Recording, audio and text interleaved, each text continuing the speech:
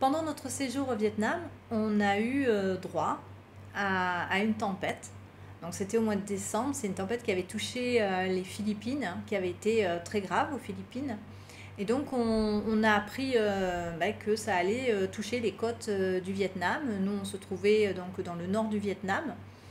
Et, Sur la côte? Sur la côte, ouais. Donc et juste en bord de mer, bien en bord de mer même. Donc c'est vrai que voilà, on était au Vietnam. On a reçu d'abord une alerte par le site, par la plateforme Airbnb, qui nous a averti qu'il y avait un risque de tempête. Et c'est à ce moment-là qu'on s'est connecté à l'application, au site Windy pour suivre l'application. Voilà, c'est l'application. C'est vrai que, parce qu'en fait, c'est un peu stressant de...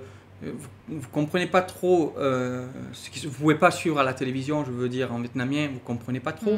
Même s'il y avait des annonces dans la rue, vous dites, vous ne connaissez même pas par exemple les procédures forcément du pays. Quand on arrive, on ne sait pas du tout quelle est la procédure en cas de tempête ou quoi que ce soit. Quel est le signal, combien de fois ça doit sonner. D'alarme. Si quelqu'un, des fois on entend, par exemple ces voitures avec des trucs de publicité. Et quand vous êtes en situation où vous attendez une tempête, vous ne savez pas s'il dit attention, partez, quoi, ou s'il dit il y a des promotions sur le poulet en ce moment, quoi. Donc, c'est. Surtout qu'en plus, nous, et ça peut aussi vous arriver, on était dans un environnement où il y avait peu de personnes, il y avait un petit peu d'appartements, très peu d'appartements qui étaient loués dans le condo où on se trouvait.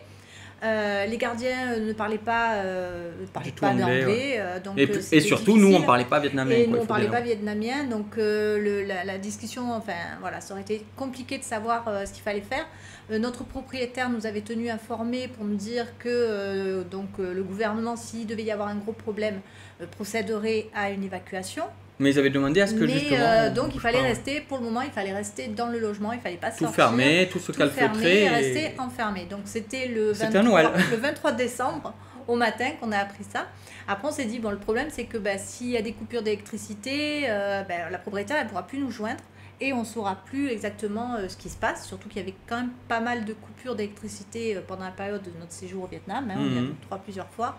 Donc on ne savait pas trop qu'est-ce qu'il faudrait faire à ce moment-là. Et puis on ne pouvait pas suivre à la télévision non plus, à la télé, l'avancement. Donc c'était un peu stressant de se dire passez-nous dans ces conditions. C'était un petit peu stressant de se dire... C'était moyen, quoi. Surtout que ça allait durer sur 2-3 jours. Ouais, c'est surtout... Et la tempête était annoncée pour le 25, hein, si je me rappelle bien. Pour le 25, c'était le cadeau, c'était le Papa Noël pour le 25, elle vietnamien. était annoncée. Donc on a commencé un petit peu à stresser. On a préparé quand même un petit sac au cas où on soit obligé de partir en vitesse. Ça, c'est important de préparer le sac de secours. De préparer avec les papiers, tous les documents importants, de l'eau, d'affaires de rechange, et de préparer ce sac si jamais on doit partir en catastrophe, d'avoir quand même minimum les soins de secours.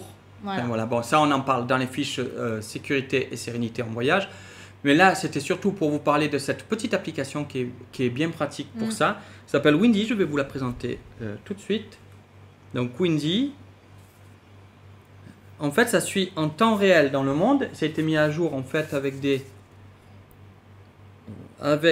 des précisions de plus en plus précises.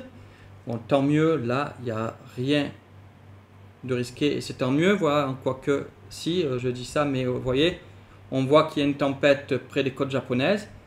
Et vous pouvez suivre donc le degré d'intensité de la tempête et la direction où elle se dirige au fur et à mesure et en temps réel. Et c'est donc... vraiment pratique quand vous êtes dans une situation comme ça d'attente où vous vous dites qu'est-ce qui se passe. Et donc grâce à ça on a pu suivre et voir que justement c'était pas aussi grave que ce qu'on nous annonçait. En fait elle n'allait pas toucher l'endroit où on se trouvait, au fur et à mesure elle se déplaçait, donc on était un petit peu plus rassurés. Vous pouvez essayer d'avoir des prévisions comme ça, vous vous déplacez dans le futur et ça vous prévoit donc la situation. Alors évidemment c'est plus ou moins précis et juste au plus vous vous éloignez, mais les prévisions sont plutôt bonnes.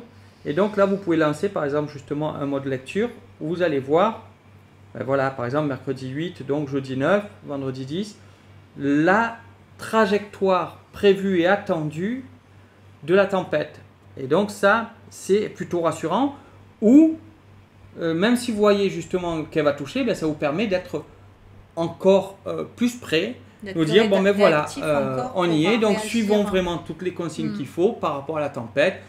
préparons les affaires, préparons tout ce qui est à emporter, faisons ce qu'il y a à faire pour, vous voyez, plutôt que, c'est toujours ça, c'est toujours plus le doute, cette espèce de doute qui a inspiré le nom de nos fiches, parce que voilà, la sécurité c'est une chose, mais des fois la peur fait plus de mal que, voilà, tu comptes fait, il n'y a rien eu, mais vous pouvez gâcher vos vacances ou gâcher beaucoup de choses parce que vous dites juste j'ai peur de le faire, quoi, ou j'ai peur d'y aller. C'est surtout le fait que, bon, c'est selon la période, par exemple, quand on va en Asie du Sud-Est ou aux États-Unis, hein, où il y a souvent quand même des grosses tempêtes, des typhons. Non, c'est pas les typhons. Non, typhons, c'est ici. Oui.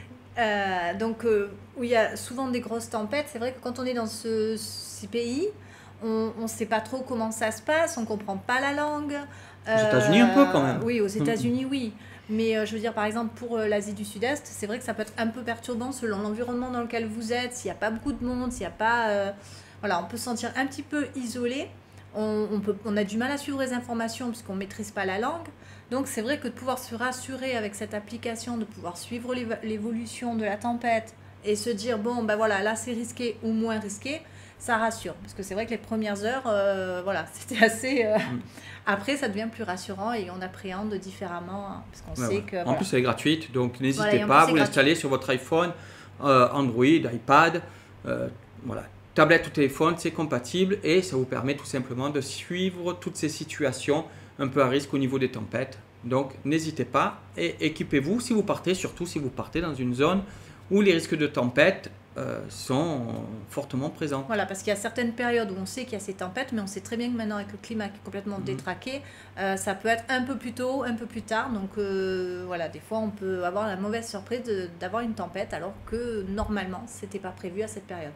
Donc c'est vrai que ça peut être plus rassurant de pouvoir suivre en cas de tempête sur l'application. Tout simplement se rassurer encore une fois et pouvoir suivre ce qu'il en est. Voilà, ben bon voyage. Bon voyage, bye bye. Bye bye.